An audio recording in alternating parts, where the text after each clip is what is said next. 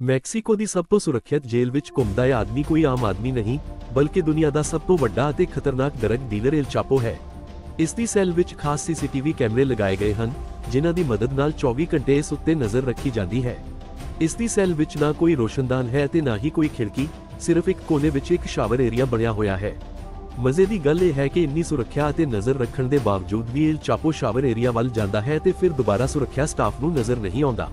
ਲਗਭਗ 1.5 ਘੰਟੇ ਬਾਅਦ ਜਦੋਂ ਉਹਨਾਂ ਨੂੰ ਸ਼ੱਕ ਹੋਇਆ ਤਾਂ ਉਹ ਸੈੱਲ ਵਿੱਚ ਗਏ, ਪਰ ਦੁਨੀਆ ਦਾ ਸਭ ਤੋਂ ਵੱਡਾ ਡਰੱਗ ਡੀਲਰ ਭੱਜ ਚੁੱਕਾ ਸੀ। ਆਖਿਰ ਉਹ ਕਿੱਥੋਂ ਅਤੇ ਕਿਵੇਂ ਭੱਜਿਆ? ਆਓ ਏਲ ਚਾਪੋ ਦੀ ਜ਼ਿੰਦਗੀ ਅਤੇ ਉਸ ਦੇ ਭੱਜਣ ਦੀ ਕਹਾਣੀ ਤੇ ਨਜ਼ਰ ਮਾਰੀਏ। 1957 ਵਿੱਚ ਮੈਕਸੀਕੋ ਦੇ ਇੱਕ ਛੋਟੇ ਜਿਹੇ ਕਸਬੇ ਲਾ ਟੂਨਾ ਵਿੱਚ ਪੈਦਾ ਹੋਏ ਏਲ ਚਾਪੋ ਦਾ ਅਸਲ ਨਾਮ ਜੋਆਕਿਨ ਗੁਜ਼ਮਾਨ ਸੀ, ਪਰ ਬਾਅਦ ਵਿੱਚ ਉਸਨੇ ਆਪਣੇ ਆਪ ਨੂੰ ਏਲ ਚਾਪੋ ਦਾ ਨਾਮ ਦੇ ਦਿੱਤਾ। ਉਸ ਦੀ ਡਰੱਗ ਟ੍ਰੇਡਿੰਗ ਦੀ ਆਦਤ ਉਸ ਨੂੰ ਵਿਰਾਸਤ ਵਿੱਚ ਮਿਲੀ ਸੀ। ਉਸ ਦਾ ਪਿਤਾ, ਜੋ ਖੁਦ ਵੀ ਇੱਕ ਛੋਟਾ-ਮੋਟਾ ਡਰੱਗ ਡੀਲਰ ਸੀ, ਨੇ ਛੋਟੀ ਉਮਰ ਵਿੱਚ ਹੀ ਏਲ ਚਾਪੋ ਨੂੰ ਘਰੋਂ ਕੱਢ ਦਿੱਤਾ ਸੀ।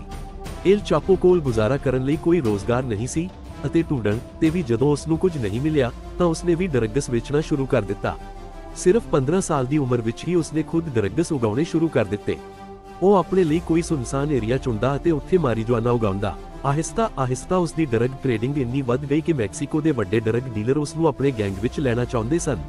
1970 ਦੇ ਦਹਾਕੇ ਵਿੱਚ ਉਸਨੇ ਇੱਕ ਡਰੱਗ ਟ੍ਰੇਡਿੰਗ ਗੈਂਗ ਵਿੱਚ ਸ਼ਾਮਲ ਹੋ ਗਿਆ। ਇਸ ਗੈਂਗ ਵਿੱਚ ਉਹ ਡਰੱਗ ਸਮਗਲਿੰਗ ਦੀ ਨਿਗਰਾਨੀ ਕਰਦਾ ਸੀ ਅਤੇ ਉਹ ਆਪਣੇ ਕੰਮ ਵਿੱਚ ਇੰਨਾ ਸਖਤ ਸੀ ਕਿ ਜਦੋਂ ਵੀ ਕੋਈ ਡਿਲੀਵਰੀ ਲੇਟ ਹੁੰਦੀ ਜਾਂ ਥੋੜੀ ਜਿਹੀ ਗਲਤੀ ਹੁੰਦੀ ਤਾਂ ਉਹ ਡੀਲਰ ਨੂੰ ਮਾਰ ਦਿੰਦਾ ਸੀ। 1980 ਵਿੱਚ ਉਸਨੇ ਉਸ ਸਮੇਂ ਦੇ ਸਭ ਤੋਂ ਮਸ਼ਹੂਰ ਡਰੱਗ ਡੀਲਰ ਮਿਗੁਏਲ ਐਂਜਲ ਫੇਲਿਕਸ ਗੈਲਾਡੋ ਦੇ ਗੈਂਗ ਵਿੱਚ ਸ਼ਾਮਲ ਹੋ ਗਿਆ। ਇਹ ਗੈਂਗ ਮੈਕਸੀਕੋ ਵਿੱਚ ਡਰੱਗ ਟ੍ਰੇਡਿੰਗ ਦਾ ਸਭ ਤੋਂ ਵੱਡਾ ਗੈਂਗ ਸੀ।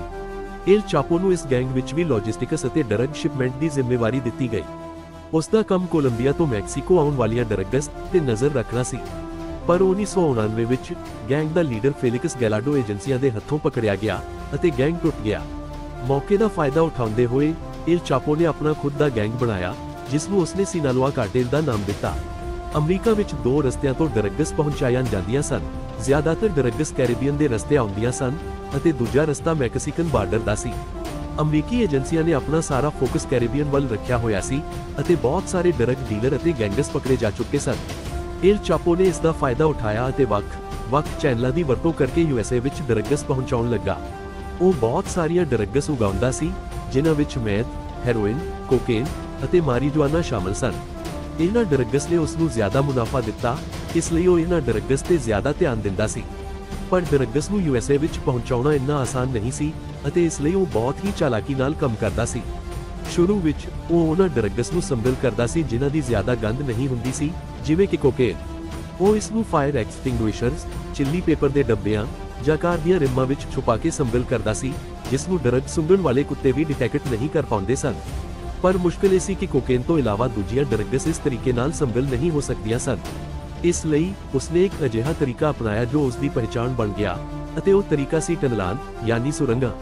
ਉਹ ਲੱਖਾਂ ਡਾਲਰ ਖਰਚ ਕੇ ਮਾਇਰਾਂ ਨੂੰ ਕਿਰਾਏ ਤੇ ਲੈਂਦਾ ਅਤੇ ਜ਼ਮੀਨ ਦੇ ਹੇਠਾਂ ਅਜਿਹੀਆਂ ਟਨਲਾਂ ਬਣਾਉਂਦਾ ਜਿਨ੍ਹਾਂ ਵਿੱਚ ਬਿਜਲੀ ਅਤੇ ਹਵਾ ਦਾ ਪੂਰਾ ਸਿਸਟਮ ਮੌਜੂਦ ਹੁੰਦਾ ਸੀ।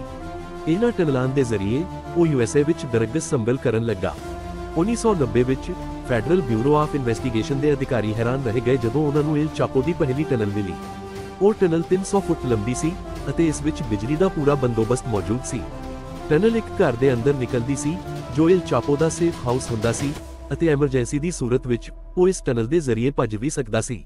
ਏਲ ਚਾਪੋ ਨੂੰ ਇਸ ਧੰਦੇ ਦੇ ਸਾਰੇ ਨਿਯਮ ਮਾਲੂਮ ਸਨ, ਇਸ ਲਈ ਲੱਖ ਕੋਸ਼ਿਸ਼ਾਂ ਦੇ ਬਾਵਜੂਦ ਵੀ ਉਹ ਪਕੜ ਵਿੱਚ ਨਹੀਂ ਆਉਂਦਾ ਸੀ। ਨਵੰਬਰ 2010 ਵਿੱਚ ਓਟੇ ਮੇਸਾ ਵਿੱਚ ਇੱਕ ਹੋਰ ਟਨਲ ਮਿਲੀ, ਜਿਸ ਵਿੱਚ ਇਸੇ ਤਰ੍ਹਾਂ ਦੀਆਂ ਸਹੂਲਤਾਂ ਮੌਜੂਦ ਸਨ। ਪਰ ਇਸ ਤੋਂ ਇਲਾਵਾ ਜ਼ਮੀਨ ਤੇ ਰੇਲ ਸਿਸਟਮ ਵੀ ਨਸ਼ਟ ਸੀ, ਜਿਸ ਦੇ ਜ਼ਰੀਏ ਕੰਸਟਰਕਸ਼ਨ ਦੇ ਦੌਰਾਨ ਮਲਬਾ ਅਤੇ ਬਾਅਦ ਵਿੱਚ ਡਰੱਗਸ ਟਰਾਂਸਪੋਰਟ ਕੀਤੀਆਂ ਜਾਂਦੀਆਂ ਸਨ। 2012 ਵਿੱਚ ਤਿਜੁਆਨਾ ਵਿੱਚ, 2013 ਵਿੱਚ ਫਿਰ ਓਟੇ ਮੇਸਾ ਵਿੱਚ ਅਤੇ ਹੋਰ ਟਨਲਾਂ ਮਿਲੀਆਂ। ਉਸ ਦੀ ਕਮਾਲ ਮਹਾਰਤ ਨੂੰ ਦੇਖਦੇ ਹੋਏ ਏਲ ਚਾਪੋ ਅਤੇ ਉਸ ਦੇ ਗੈਂਗ ਨੂੰ ਕਿੰਗ ਆਫ ਟਨਲਸ ਕਿਹਾ ਜਾਣ ਲੱਗਾ। ਉਹ ਆਪਣੀਆਂ ਟਨਲਾਂ ਇੰਨੀਆਂ ਡੂੰਘੀਆਂ ਬਣਾਉਂਦਾ ਸੀ ਕਿ ਗਰਾਊਂਡ ਪੈਨੀਟ੍ਰੇਟਿੰਗ ਰੇਡਾਰ ਮਸ਼ੀਨ ਵੀ ਇਸ ਨੂੰ ਡਿਟੈਕਟ ਨਹੀਂ ਕਰ ਸਕਦੀ ਸੀ। ਟਨਲਾਂ ਦੇ ਪ੍ਰਵੇਸ਼ ਦੁਆਰ ਨੂੰ ਉਹ ਚਾਲਾਕੀ ਨਾਲ ਛੁਪਾਉਂਦਾ ਸੀ, ਜਿਵੇਂ ਕਿ ਬਾਥਰੂਮ ਦੇ ਟੱਬ ਜਾਂ ਟਾਇਲਟ ਦੇ ਹੇਠਾਂ। ਟਨਲਾਂ ਬਣਾਉਣ ਤੋਂ ਪਹਿਲਾਂ ਉਹ ਜਗ੍ਹਾ ਨੂੰ ਬਹੁਤ ਧਿਆਨ ਨਾਲ ਚੁਣਦਾ ਸੀ। ਉਸਨੇ ਜ਼ਿਆਦਾਤਰ ਸੰਭਲਿੰਗ ਯੂਐਸ, ਮੈਕਸੀਕੋ ਬਾਰਡਰ ਤੇ ਮੌਜੂਦ ਕੈਲੀਫੋਰਨੀਆ ਦੇ ਸ਼ਹਿਰ ਓਟੇ ਮੇਸਾ ਤੋਂ ਕਰਨ ਦਾ ਇਰਾਦਾ ਬਣਾਇਆ। ਉਸਨੇ ਓਟੇ ਮੇਸਾ ਨੂੰ 3 ਵਜੋਂ ਹੇਠ ਚੁਣਿਆ ਸੀ। ਪਹਿਲਾ, ਇਹ ਦੋ ਪ੍ਰਮੁੱਖ ਟਰਾਂਸਪੋਰਟ ਹੱਬਸ ਤਿਜੁਆਨਾ ਅਤੇ ਸੈਨ ਡਿਏਗੋ ਦੇ ਨੇੜੇ ਸੀ ਅਤੇ ਡਰੱਗਸ ਨੂੰ ਇਹਨਾਂ ਹੱਬਸ ਦੇ ਜ਼ਰੀਏ ਏਜੰਸੀਆਂ ਤੱਕ ਟਰਾਂਸਪੋਰਟ ਕਰਨਾ ਬਹੁਤ ਆਸਾਨ ਸੀ। ਦੂਜਾ, ਇਹ ਇੱਕ ਇੰਡਸਟਰੀਅਲ ਏਰੀਆ ਸੀ ਜਿੱਥੇ ਬਹੁਤ ਸਾਰੀਆਂ ਫੈਕਟਰੀਆਂ ਸਨ ਅਤੇ ਫੈਕਟਰੀਆਂ ਦੀਆਂ ਭਾਰੀ ਮਸ਼ੀਨਾਂ ਅਤੇ ਟ੍ਰੈਫਿਕ ਦਾ ਸ਼ੋਰ ਜ਼ਿਆਦਾ ਸੀ। ਇਸ ਲਈ ਇੱਥੇ ਟਨਲਾਂ ਖੋਦਣਾ ਆਸਾਨ ਸੀ ਕਿਉਂਕਿ ਖੁਦਾਈ ਦਾ ਸ਼ੋਰ ਫੈਕਟਰੀਆਂ ਦੇ ਸ਼ੋਰ ਵਿੱਚ ਛੁਪ ਜਾਂਦਾ ਸੀ। ਤੀਜਾ ਕਾਰਨ ਇੱਥੋਂ ਦੀ ਮਿੱਟੀ ਸੀ ਕਿਉਂਕਿ ਇਸ ਸ਼ਹਿਰ ਦੇ ਇੱਕ ਪਾਸੇ ਸਮੁੰਦਰ ਹੈ ਜੋ ਇੱਥੋਂ ਦੀ ਮਿੱਟੀ ਨੂੰ ਬਹੁਤ ਨਰਮ ਰੱਖਦਾ ਹੈ। ਇਸ ਲਈ ਇੱਥੇ ਖੁਦਾਈ ਕਰਨਾ ਬਹੁਤ ਆਸਾਨ ਸੀ, ਜਦੋਂ ਕਿ ਦੂਜੇ ਪਾਸੇ ਪਹਾੜ ਹਨ ਜੋ ਨਰਮ ਜ਼ਮੀਨ ਨੂੰ ਵੀ ਮਜ਼ਬੂਤੀ ਦਿੰਦੇ ਹਨ। ਇਸ ਦੇ ਕਾਰਨ ਟਨਲਾਂ ਢਹਿ ਜਾਣ ਦਾ ਖਤਰਾ ਬਹੁਤ ਘੱਟ ਸੀ। ਜੂਨ 1993 ਵਿੱਚ ਮੈਕਸੀਕਨ ਅਥਾਰਟੀਜ਼ ਨੇ ਆਖਿਰਕਾਰ ਏਲ ਚਾਪੋ ਨੂੰ ਪਕੜ ਲਿਆ ਅਤੇ ਉਸ ਨੂੰ 20 ਸਾਲ ਕੈਦ ਦੀ ਸਜ਼ਾ ਸੁਣਾ ਕੇ ਜੇਲ੍ਹ ਵਿੱਚ ਪਾ ਦਿੱਤਾ ਗਿਆ। ਪਰ ਇਹ ਜੇਲ੍ਹ ਵੀ ਉਸ ਦੇ ਲਈ ਉਸ ਦਾ ਦਫ਼ਤਰ ਬਣ ਗਈ। ਉਹ ਜੇਲ੍ਹ ਸਟਾਫ ਨੂੰ ਰਿਸ਼ਵਤ ਦੇ ਕੇ ਆਪਣੇ ਲਈ ਹਰ ਇੱਕ ਸਹੂਲਤ ਹਾਸਲ ਕਰ ਲੈਂਦਾ ਸੀ ਅਤੇ ਆਪਣੀਆਂ ਬਿਜ਼ਨਸ ਮੀਟਿੰਗਾਂ ਵੀ ਅਰੇਂਜ ਕਰਵਾ ਲੈਂਦਾ ਸੀ ਤਾਂ ਜੋ ਉਸ ਦਾ ਕਾਰੋਬਾਰ ਚੱਲਦਾ ਰਹੇ। 2001 ਵਿੱਚ ਮੈਕਸੀਕੋ ਦੀ ਸੁਪਰੀਮ ਕੋਰਟ ਨੇ ਇੱਕ ਫੈਸਲਾ ਕੀਤਾ ਜਿਸ ਦੇ ਬਾਅਦ ਯੂਨਾਈਟਿਡ ਸਟੇਟਸ ਅਤੇ ਮੈਕਸੀਕੋ ਦੇ ਵਿਚਕਾਰ ਕੈਦੀਆਂ ਦੇ ਤਬਾਦਲੇ ਦੀ ਪ੍ਰਕਿਰਿਆ ਆਸਾਨ ਹੋ ਗਈ।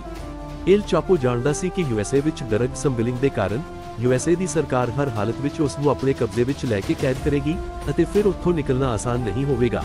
ਇਸ ਲਈ ਏਲ ਚਾਪੋ ਨੇ ਪਹਿਲੀ ਵਾਰ ਮੈਕਸੀਕੋ ਦੀ ਜੇਲ੍ਹ ਤੋਂ ਭੱਜਣ ਦੀ ਯੋਜਨਾ ਬਣਾਈ। ਉਸਨੇ ਜੇਲ੍ਹ ਗਾਰਡਾਂ ਨੂੰ $2 ਲੱਖ ਦੀ ਰਿਸ਼ਵਤ ਦਿੱਤੀ ਅਤੇ ਲਾਂਡਰੀ ਬਾਸਕਟ ਵਿੱਚ ਬੈਠ ਕੇ ਜੇਲ੍ਹ ਤੋਂ ਭੱਜ ਨਿਕਲਿਆ। ਅਗਲੇ 13 ਸਾਲਾਂ ਤੱਕ ਉਸਨੇ ਫਿਰ ਆਪਣੀਆਂ ਟਨਲਾਂ, ਡਰੱਗ ਟ੍ਰੇਡ ਅਤੇ ਹੋਰ ਅਪਰਾਧਾਂ ਦੇ ਕਾਰਨ ਬਿਨਾਂ ਪਕੜੇ ਯੂਐਸਏ ਅਤੇ ਮੈਕਸੀਕੋ ਦੀ ਸਰਕਾਰ ਦੀ ਨੱਕ ਵਿੱਚ ਦਮ ਕਰ ਦਿੱਤਾ। ਪਰ 13 ਸਾਲਾਂ ਦੀ ਮਿਹਨਤ ਦੇ ਬਾਅਦ ਮੈਕਸੀਕਨ ਏਜੰਸੀਆਂ ਨੂੰ ਉਸ ਦੀ ਸਹੀ ਲੋਕੇਸ਼ਨ ਪਤਾ ਲੱਗ ਗਈ ਅਤੇ ਉਸ ਦੇ ਘਰ ਤੇ ਛਾਪਾ ਮਾਰਿਆ ਗਿਆ। ਇਸ ਵਾਰ ਵੀ ਉਸਨੇ ਆਪਣੇ ਭੱਜਣ ਦਾ ਬੰਦੋਬਸਤ ਕਰ ਰੱਖਿਆ ਸੀ। ਉਹ ਬਾਥਰੂਮ ਵਿੱਚ ਬਾਥਟਬ ਦੇ ਹੇਠਾਂ ਇੱਕ ਗੁਪਤ ਟਨਲ ਵਿੱਚ ਘੁਸ ਗਿਆ, ਪਰ ਅਥਾਰਟੀਜ਼ ਨੇ ਉਸ ਨੂੰ ਜ਼ਿਆਦਾ ਦੂਰ ਨਹੀਂ ਜਾਣ ਦਿੱਤਾ ਅਤੇ ਆਖਿਰਕਾਰ ਉਹ ਇੱਕ ਵਾਰ ਫਿਰ ਪਕੜਿਆ ਗਿਆ। ਇਸ ਵਾਰ ਉਸ ਨੂੰ ਮੈਕਸੀਕੋ ਦੀ ਸਭ ਤੋਂ ਸੁਰੱਖਿਅਤ ਜੇਲ੍ਹ ਏਲ ਪਲਾਨੋ ਮੈਕਸਿਮਮ ਸਿਕਿਉਰਿਟੀ ਪ੍ਰਿਜ਼ਨ ਵਿੱਚ ਭੇਜ ਦਿੱਤਾ ਗਿਆ ਅਤੇ ਉਸ ਉੱਤੇ ਖਾਸ ਨਜ਼ਰ ਰੱਖੀ ਜਾਣ ਲੱਗੀ।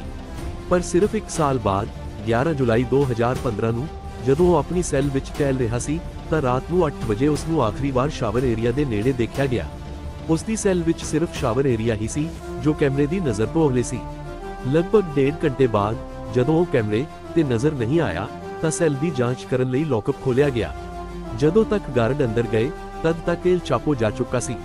ਉਸਨੇ ਬਹੁਤ ਚਾਲਾਕੀ ਨਾਲ ਸ਼ਾਵਰ ਏਰੀਆ ਦੇ ਗਟਰ ਨੂੰ ਵੱਡਾ ਕਰਕੇ ਇੱਕ ਟਨਲ ਖੋਦੀ ਜੋ ਹੇਠਾਂ ਇੱਕ ਵੱਡੀ ਟਨਲ ਨਾਲ ਜੁੜੀ ਹੋਈ ਸੀ। ਇਹ ਟਨਲ 1 ਕਿਲੋਮੀਟਰ ਦੂਰ ਇੱਕ ਨੇੜਲੀ ਕੰਸਟਰਕਸ਼ਨ ਸਾਈਟ ਤੱਕ ਜਾਂਦੀ ਸੀ। ਜ਼ਮੀਨ ਤੋਂ 33 ਫੁੱਟ ਹੇਠਾਂ ਅਤੇ 5 ਫੁੱਟ 7 ਇੰਚ ਚੌੜੀ ਇਹ ਟਨਲ ਇੰਨੀ ਵੱਡੀ ਸੀ ਕਿ ਇਸ ਵਿੱਚੋਂ ਆਸਾਨੀ ਨਾਲ ਇੱਕ ਇਨਸਾਨ ਲੰਘ ਸਕਦਾ ਸੀ। ਪਰ ਇਸ ਵਾਰ ਉਸ ਦੀ ਆਜ਼ਾਦੀ ਜ਼ਿਆਦਾ ਲੰਬੀ ਨਹੀਂ ਸੀ। 8 ਜਨਵਰੀ 2016 ਨੂੰ ਲਾਸ ਮੋਚਿਸ ਵਿੱਚ ਮੈਕਸੀਕਨ ਮਰੀਨਜ਼ ਨੇ ਉਸ ਦੇ ਸੇਫ ਹਾਊਸ ਤੇ ਫਿਰ ਹਮਲਾ ਕੀਤਾ ਅਤੇ ਭਾਰੀ ਮੁਕਾਬਲੇ ਦੇ ਬਾਅਦ ਉਹ ਇੱਕ ਵਾਰ ਫਿਰ ਪਕੜਿਆ ਗਿਆ। ਇਸ ਵਾਰ ਅਮਰੀਕੀ ਸਰਕਾਰ ਜ਼ਿਆਦਾ ਰਿਸਕ ਨਹੀਂ ਲੈਣਾ ਚਾਹੁੰਦੀ ਸੀ, ਇਸ ਲਈ 2017 ਵਿੱਚ ਏਲ ਚਾਪੋ ਨੂੰ ਮੈਕਸੀਕਨ ਸਰਕਾਰ ਨੇ ਯੂਐਸਏ ਦੇ ਹਵਾਲੇ ਕਰ ਦਿੱਤਾ, ਜਿੱਥੇ ਉਹ ਸੁਪਰ ਮੈਕਸ ਪ੍ਰਿਜ਼ਨ, ਕੋਲੋਰਾਡੋ ਵਿੱਚ ਆਪਣੀ ਉਮਰ ਕੈਦ ਦੀ ਸਜ਼ਾ ਕੱਟ ਰਿਹਾ ਹੈ। ਪਰ ਹਕੀਕਤ ਇਹ ਹੈ ਕਿ ਜਿੰਨੀ ਵੀ ਸੁਰੱਖਿਆ ਹੋਵੇ, ਅਮਰੀਕੀ ਸਰਕਾਰ ਨੂੰ ਇਹ ਡਰ ਹੀ ਰਹਿੰਦਾ ਹੈ ਕਿ ਕਿਤੇ ਏਲ ਚਾਪੋ ਦੁਬਾਰਾ ਨਾ ਭੱਜ ਜਾਵੇ।